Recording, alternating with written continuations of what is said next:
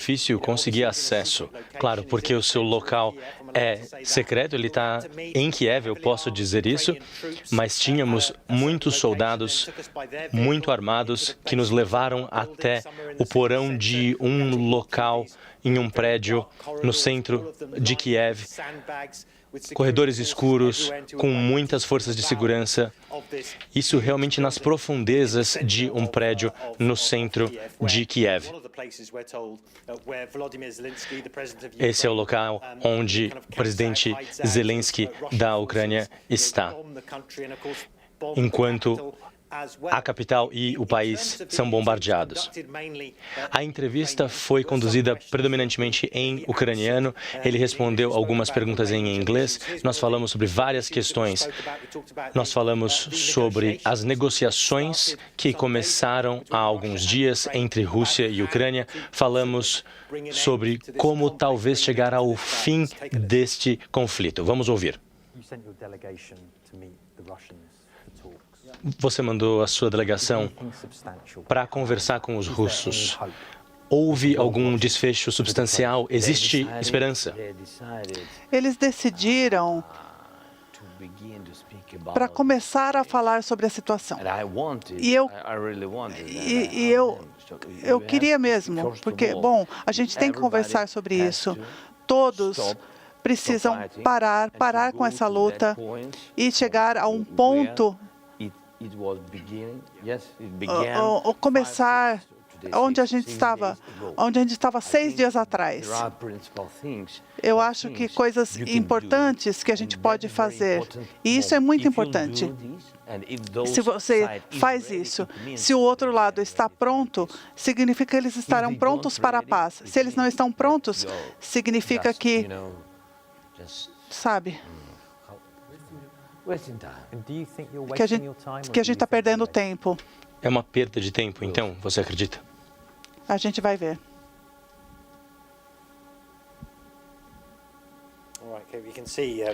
Como vemos, o presidente Zelensky está muito pálido, está muito cansado, olhos vermelhos, barba por fazer, claramente estressado, e ele decidiu ficar no centro da capital ucraniana, embora ele mesmo tenha dito que ele acredita ser o principal alvo das forças russas e sua família o alvo número 2. E quando perguntei como ele estava lidando, ele disse, olha, não vejo a minha família há 3 dias. Este é um homem que, claro, era comediante originalmente, se tornou o presidente, que é um papel importantíssimo, e certamente será uma figura central na defesa da Ucrânia nesse momento. Ele está aqui liderando o país deste bunker e as forças russas estão se posicionando ao redor da cidade para atacar a capital. E ele também fez esse apelo emocionante que a gente já mostrou aos líderes europeus, para o qual ele recebeu um imenso aplauso de todos. E foi perguntado a ele, você perguntou a ele se ele tem uma mensagem para o Ocidente? Eu vou ler essa mensagem depois. Foi a primeira coisa que eu perguntei para ele, na verdade. Eu pedi que ele falasse inglês primeiro porque eu queria que ele falasse diretamente com o povo americano e com o mundo. E ele me disse, fique à vontade para perguntar o que quiser, mas, por favor, me deixe responder no meu idioma de preferência. Então, algumas perguntas foram respondidas em inglês, outras em ucraniano. Ele é o presidente da Ucrânia, afinal, então, queria falar também no idioma nacional da Ucrânia. Ele tinha uma mensagem para Biden, aliás, muitas, mas essas mensagens têm de ser mensagens que têm, de fato, um impacto real. E os comentários das suas mensagens serão exibidos em breve, assim que possível. Ele disse que ele é o alvo número 1 e que a sua família é o alvo número 2. Ele tem medo de morrer, não? Ele falou disso?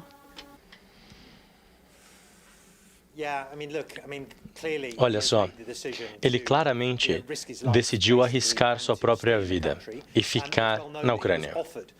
Ele teve a oportunidade dada pelos Estados Unidos e outros países europeus para sair da Ucrânia. Mas ele falou, olha, eu quero mais munição, não uma carona. Foi uma frase que pegou, inclusive. Ele vai ficar na Ucrânia, realmente é o que parece, vai ficar até o final dessa história, qualquer que seja o final dessa história. E ele continua pedindo que os Estados Unidos, que a ONU tenham uma área de proibição de voo sobre a Ucrânia. Biden se recusou a fazer isso nesse momento porque algumas aeronaves da OTAN poderiam entrar em contato com aeronaves russas e, claro que a OTAN quer evitar um confronto direto entre OTAN e Rússia. Também ficou claro que não haverá soldados americanos na Ucrânia nesse momento. Países como os Estados Unidos e outros países ocidentais têm que se posicionar nesse momento e oferecer mais do que apenas equipamento militares, talvez outros itens também. Ele pediu uma área de bloqueio aéreo para ter mais segurança e para ter uma dissuasão daquela área. Então, é uma das estratégias. É claro que a Ucrânia quer o máximo possível da aliança com a OTAN, com os Estados Unidos, e temos um confronto direto com a Rússia, que tem armas nucleares. Matthew, esse é um momento de verdade crítico com Kiev prestes a entrar nessa próxima fase. Matthew, muito obrigado por trazer essa entrevista.